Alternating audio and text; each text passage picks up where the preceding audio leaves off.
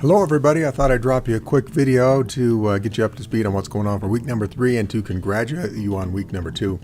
Fantastic week. The discussion board was great. If you haven't been able to get in there and finish up with your 3 responses in your original post yet, please do so. The discussion board is one of the strongest points of this class, and hopefully you'll discover that early. A great place to exchange ideas and to see what other people are thinking about what we've been reading about and discussing in the class. I really enjoyed reading through what you had to say about the surveillance function, status conferral, socialization. A lot of you discussed in the blog about the current situation going on with the shooting in Arizona.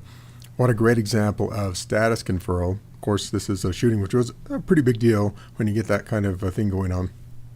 But immediately the media covered it all over the place, so status conferral. And second of all is agenda setting.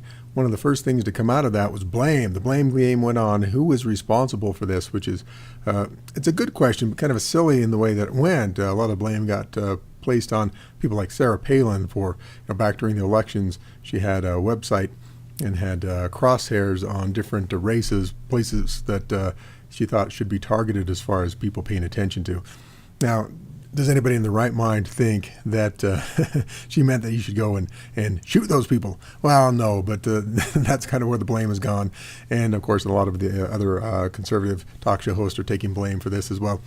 That isn't status conferral. Talking about the subject is status conferral. Talking about the direction would be agenda setting. Okay, because now everybody's talking about that, and why? Well, because somebody put it on the table, and there it is. So appreciate that, what you had to say about it. A lot of you got a good discussion going about what media should we have? Should we have a TV set in our home? Should we have all these things? And I'm of the opinion, as long as you can keep control of it, the media, that TV set in your house can be a great tool, but you got to be in control. And that's not always easy to do. So great discussion on that. The blog entries, you did a great job. The main purpose of the blog is for you to observe something going on currently. It could be directly related to class, or it could be just something that you notice that's related to the media. And some really great things that you mentioned. And by the way, if you want to see everyone's thread, there's the plus and minus. You can open up and have all the threads open up at once. And I was looking through your different blogs. And one that caught my attention, actually a lot, but one that made me laugh is that, let's see, who was it down here? I can't remember, but you'll take credit for it when I see it, is that someone said that they had formed an opinion about England and the British culture. And the reason was, here we go, Rebecca. Rebecca said that because, she hadn't ever been there, and she really hasn't personally experienced the British culture yet. She has an affinity for it. And what she's done is what all of us need to do is start to recognize the impact that media has had upon us. So her main connection with the English-British culture has been through the media. For most of us, our main connection to so many things has been through the media. And when we really start to get a little bit deeper as far as introspection and understanding things, is when we start to understand just how much we don't know how much the media has impacted us. Because we have a lot of opinions that we just assume are ours. We've held them for a long time, but where do they come from? We say maybe friends, family, church. That's probably true, but there's also so many that have probably come from the media, and we don't even know it. So, reflect upon that more, and when you have an opinion about something, try and reflect, why do I have that opinion? Where did that come from?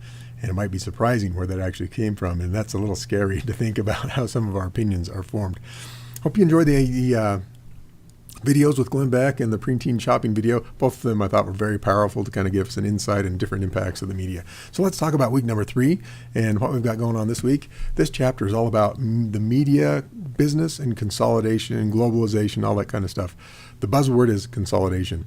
You'll notice there's just a few companies that are listed here in this chapter that own so many others. So they have a lot of control over the media content, both in the United States and throughout the world.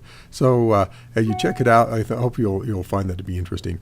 Part of the chapter also we're going to be talking about, and what I'll take time in the seminar to talk about, is who controls the media. And that's a great discussion, and we'll talk about that in our discussion board. In fact, I'll click on our discussion board right now. One of the things in our discussion board is talking about the long tail. Chris Anderson is the one who came up with this idea, and the internet makes available to us so much media, radio, or audio, video, books, whatever, that otherwise wouldn't be available to us because the internet wasn't available just not that many years ago. So the long tail is interesting to discuss. I hope you enjoy that one, and looking forward to hearing what you have to say about that. Also, your blog, again, you can discuss whatever you want in there. The thing I want to talk about for just a minute now is your project. This is a fun one, but it's hard. Not hard in that it's intense or anything. You just have to keep track of your media consumption for 5 days. So what I want you to do is, however you want to do it, keep a little notebook around with you, or use your cell phone or whatever. Track your media consumption all day long for 5 days. Radio, TV, music, internet, and what we're going to do is compile by the different areas what your media usage is. So probably you want to do it in minutes, and have some sort of spreadsheet or table or something that works for you. Make it something that's workable, usable for you, and then a one-page summary on what you learned from the experiment. So it's not difficult in that you're going to have to think really hard, but it's just more difficult in that you got to keep track of your media consumption. What you'll find is if you'll be much better off if you keep track on a regular basis. Don't try and remember back 3 days back what you used in the media, because it's really hard to do. Okay, so that's the assignment for that one. Yeah, I think you'll find it to be interesting and beneficial to you. Some of you might have some surprises. Others are going to say, oh, that's exactly what I thought, but it should be fun anyway.